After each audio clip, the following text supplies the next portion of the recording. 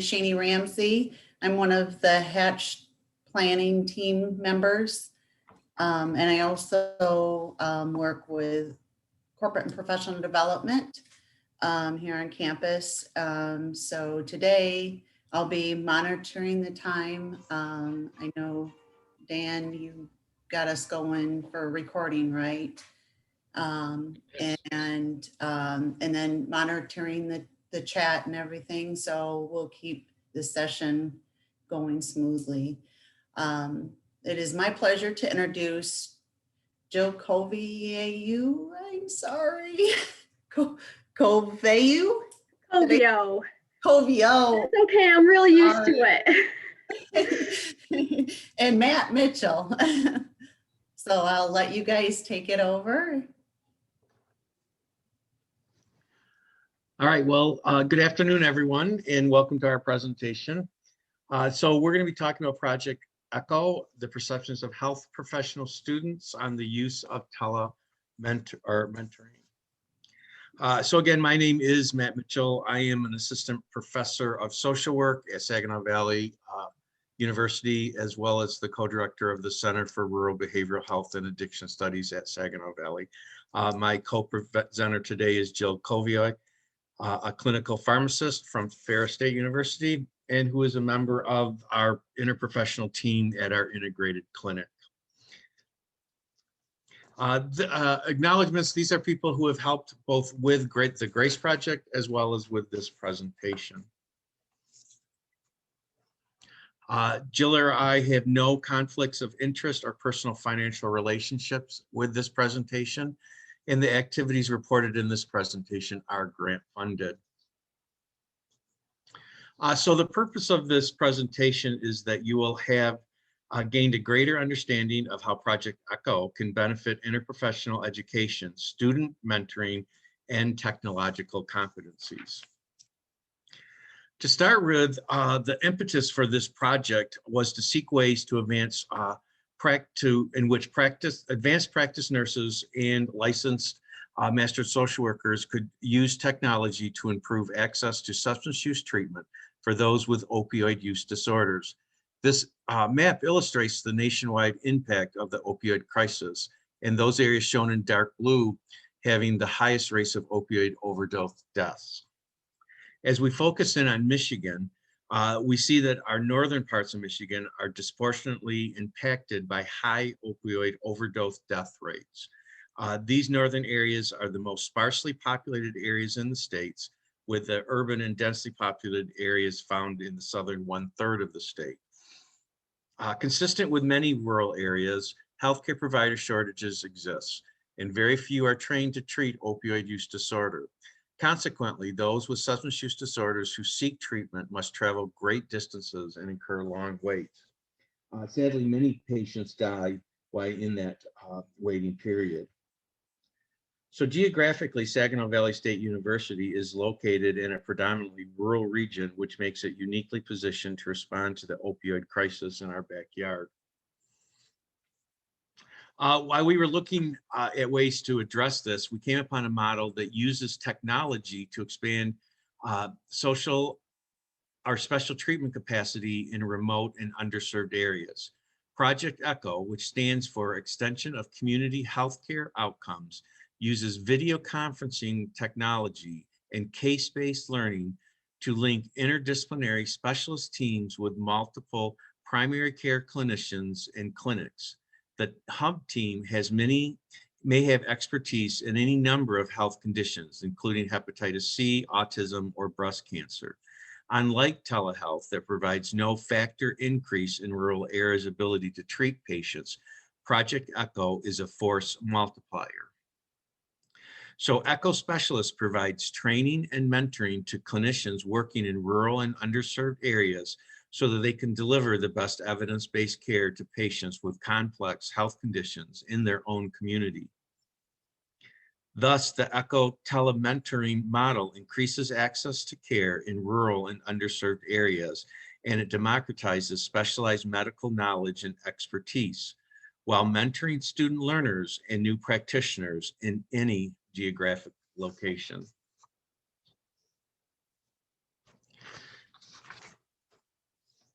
So we see that we had the patients who, with the right care, the right place, the right time. That's kind of the motto that we go by. We had the provider, which they can acquire new knowledge, treat more patients, and build a community of practice. And we had the community, which reduces disparities, retains providers, and keeps patients local. And ultimately, we have a system that we have increased access, improved quality at a reduced cost. Recognizing the potential value of using technology to improve access to substance use treatment in rural Michigan, Saginaw Valley State University became a Project ECHO replication partner and launched a medication for addiction treatment, MAT, substance use disorder focused Project ECHO in October 2018. In conjunction with this project, ECHO partners and the Society of Addiction Medicine, we developed a substance use disorder curriculum that we would offer the first and third Wednesdays of every month over the lunch hour. We are currently working with ASAM to have attendees get credits towards the training for their buprenorphine waiver, and we currently offer CEUs for MSW and MCBAP credits. So the initial goal that we had set for ourselves when we started this project was that we would engage at least 5 rural Michigan clinics bi-monthly using the telementoring sessions. As you can see here, this is our expert hub. They include an addictionologist, a mental health nurse practitioner, myself, the social worker, Jill as the clinical pharmacist, and finally a person in long-term recovery who has extensive experience as a peer recovery coach. The organizations that we represent include mental health, substance use treatment, academia, and nonprofit organizations. The spokes are any person who is passionate about the SUDs. So we canvassed all of rural America to invite primary care health teams, rural clinics, and critical access hospitals and academic institutions to participate. We were very inclusive in identifying our potential targets.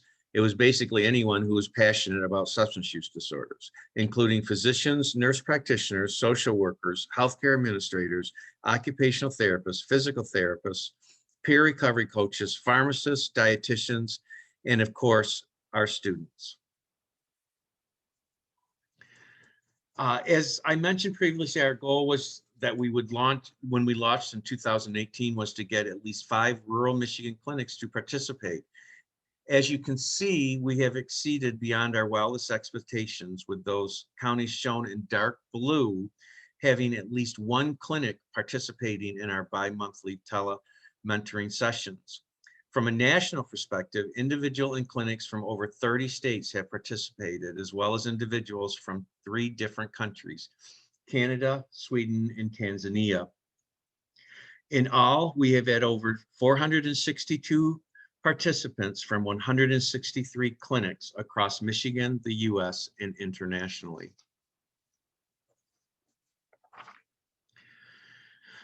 So this is what our typical ECHO session would look like. This is what people would be seeing as far as a spoke who is looking in at the expert hub. You can see that our expert hub team gathered around the table, engaged in that lively discussion. And here you see our spokes. These are people who are joining us from across Michigan and the US. At any given ECHO session, we generally have between 50 and 60 participants, clinics, and individuals, many of whom are our students. So this is a typical ECHO session. It takes place over 90 minutes during the lunch hour every first and third Wednesday. We begin with a welcome introduction of the expert hub team and a reminder to protect potentially identifiable patient information.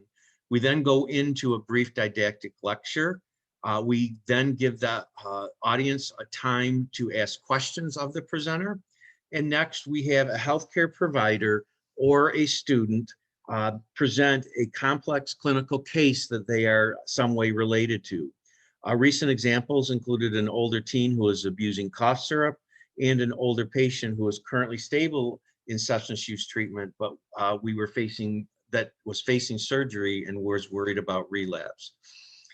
So the spokes, or those members of the audience who have joined the echo session, then play a really active role in this idea of all teach, all learn. The session concludes with a summary of recommendations from our expert hub team. It is then sent to the presenter, who now has more knowledge and tools to provide quality addiction care to their patients. In undertaking this endeavor, our clinical aim was to increase the confidence and competency of healthcare teams in identifying and treating substance use disorders using MAT, particularly in rural Michigan, where treatment options are scarce. Additionally, we hope to increase the number of providers who obtained their buprenorphine waiver and used it to provide medication for addiction treatment. From an educational perspective, our goal was to create a culture of all teach, all learn.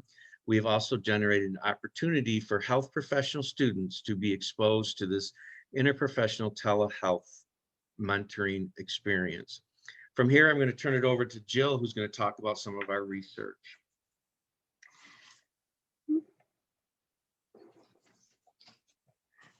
Okay, so, of course, as we were developing this, we thought that this was just a wonderful learning opportunity for any of our students. And so there were a couple of things that we did to integrate students specifically.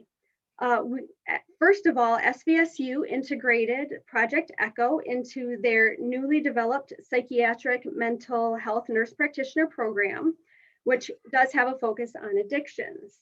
Students were asked to attend at least one of the Project ECHO sessions to observe the flow and then just become familiar with the process. Then they were asked to submit a case study on a challenging or interesting patient with substance use disorder that they had come across during their clinical rotations. And the expectation was that we would then invite them to actually present that case.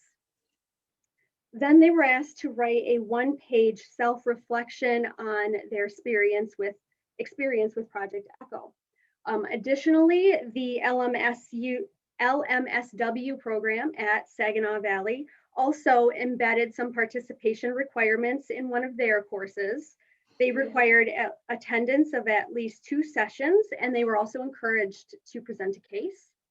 Also, medical students and residents from our spoke sites were invited to attend, and then pharmacy students that were on any of my rotations were required to attend at least 1 session and really encouraged to present a case during the sessions. And so while those weren't as structured as embedding the experience within a course, it did lead to a really good number of different student learners joining us each week. So, we thought this was going to be wonderful and the students were going to love it, but we really did want to know how they felt they benefited from this experience. Since at the time it was somewhat non-traditional, being that we started in 2018 before everybody else started using Zoom. So we wanted to know if they thought their participation in our Project ECHO would have an impact on their current or future practice. We wanted to know if there were any barriers to their participation. And since many of them had limited interprofessional interactions, we wanted to know what they thought about our interprofessional approach. We were already conducting some data collection on our participants after each session in a post-session survey. So this data from students specifically was already readily available, and it gave us some information on demographics and some general thoughts on their participation in Project ECHO. We also wanted to get more information about those specific educational and interprofessional benefits, though. So we also conducted some follow-up interviews with students to ask more open-ended questions about the most and the least beneficial aspects of participating in Project ECHO. And then we analyzed those 4 common themes. So first we'll go over some of that quantitative data that we collected immediately after the presentations via the post-session survey. And as you can see, there were actually a range of student healthcare providers participating, and they were fairly evenly dispersed amongst the 4 professions that were represented. The students were also from several different institutions throughout the state. And overwhelmingly, most of the students, 97%, reported that they learned something that would be useful in caring for their patients. In addition, 89% of students also reported that they would be very likely to make changes to their practice as a result of their participation. So, putting this information together, we found that students of various health professions reported that they learned something and that they would be likely to apply what they had learned. So that immediate feedback was really positive, and we were encouraged that students really did get some immediate benefit from participating. We did have an initial concern that students who participated in this newer format might not be as engaged with the material, but it seemed that at least on this survey, they reported learning something that they would use, and that would imply that they did have a level of engagement with the material.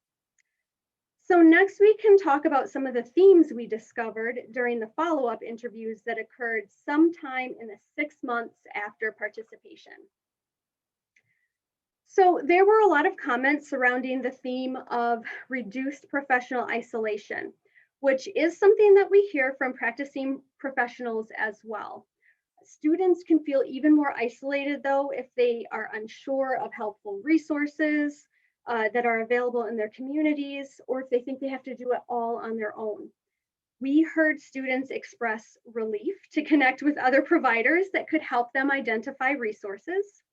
One student quoted, "I was able to connect with one of the other providers in the audience when I needed to connect my patient to peer recovery coaching." In addition, treatment of substance use disorder is still kind of a point of debate for a lot of practicing providers, and it can be isolating to think that you're alone in wanting to treat the patients. We did hear a lot of gratitude that students were introduced to other providers that shared the same passion for helping treat these patients. A concern that many new graduates express is their lack of experience and lack of knowledge about how to proceed with patient care. Through the interviews, we found that students were grateful to have continued access to expert mentors to help them with patient care. One quote was, "As a new graduate, I'm really uncertain about the best course of action. Knowing that I can present a case to the expert panel helps boost my confidence in taking that first step in providing care to patients with substance use disorder." Another student reflected on the mentoring support of the team as their input was reinforcing and constructively corrective. I felt coached and empowered and better able to coach my patients. Overall, students view this use of technology as a useful tool to help identify providers in their field with similar passions and mentors of any profession who can help them transition from student to practitioner. Many of the students' comments centered around their appreciation to be able to see interprofessional interactions in action. They talked about the benefits of seeing how other professions approached the cases and the questions that they asked. One student is quoted as, just hearing the questions posed by the interprofessional team and those of the audience was really enlightening.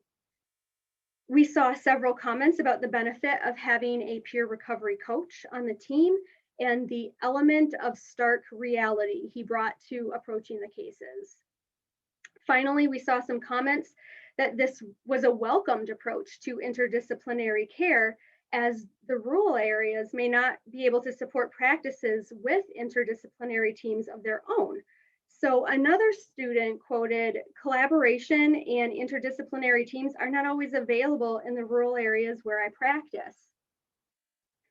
Many in-person interprofessional events that students described during the interviews were limited in which professions were available to participate on site. And this use of technology easily allows participants from many different professional backgrounds to participate. We also wanted to get an idea about any barriers that students might encounter as well. When asked if students would continue to participate in Project ECHO after graduation, there was generally a willingness to participate, but followed by a concern that they may not be able to. They posited that as the newbie, that other providers might look down on them for taking time away from patient care. As mentioned earlier, our goal was to actually target those rural communities with few resources. The flip side of that is that internet access itself can be an issue, and it's a really real concern for the provider demographic we're trying to target. And so one student said, the internet is not always reliable here. So our takeaways from the interviews were that students appreciated the professional network that they were introduced to through Project ECHO. It helped them feel more comfortable transitioning from student to practitioner. It helped them build some of those initial interprofessional linkages and feel less isolated. It helped them feel more confident that they could provide good care to their patients because they had a network of experts that they could fall back on. It not only helped them use technology to learn a different way, but also introduced a new way to seek specialized recommendations for patient care in their future practice. There are still some barriers to students and new practitioners new practitioner participation. And we'll have to work through those to ensure access for everybody that wants it. So based on our student interviews, Project ECHO has used widely available technology to create beneficial educational experiences for students. The All Teach, All Learn philosophy and interactive case presentations help students interact with other professionals who are eager to help others. We do make it really easy for anyone to join our Project ECHO. You register once and you continue to get the invites to all further sessions. So we would love it if any of you are interested in seeing this model in action. Join now at the svsu.edu/ECHO website. And this is, I'll leave you with a typical view of our hub team. We hope that you found this presentation beneficial and hope to see you at a future ECHO meeting. Great, thank you very much, Jill and Matt. I want to know, ask if there's any questions. You can just take your mute off and ask the question, or put it in the live chat room. If there is anything for anybody. Well, I have a question in terms of scalability of this. Could this go beyond Michigan? You said that there was participants from all over the country and other countries as well, but I'm assuming those are more experts coming in to help out, or are those also students in other programs, other? Yeah, so we get the national, so Project ECHO is much bigger than just our Project ECHO. They have Project ECHOs on every single topic that you can think of. And so if you go to the main Project ECHO website, you'll find all of the different Project ECHO replication partners in the United States. And it's not only all over the United States, it's all over the world.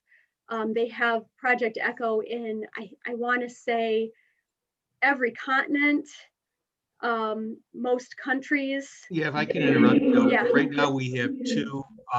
So Project ECHO has what are called super hubs, and there's one now in Africa, and there's also one in Europe.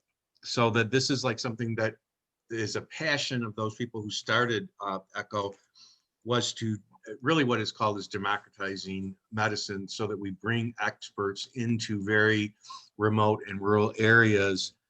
It all started with a physician who was working with Hep C and struggling with meeting the needs of all the patients. And by creating this ECHO, he was able to get primary care doctors to actually feel comfortable working with patients who were diagnosed with Hep C. So this is very replicable. And quite honestly, our MAT Echo, I think there's like 4 of those across the country right now running. And people find our Project Echo, they can find it just on that website. So we occasionally will have people that we've never seen before, and we don't know how they, found us, but it was mostly from either word of mouth or one of those websites. Thank you. Great. Is there any additional questions? Well, I want to thank Jill and Matt for the presentation. It was great information. I didn't know that was out there, so great to know. So, Join us some week. yeah. And I thank everyone for coming along with this, and we'll talk to you soon. Thank you so much.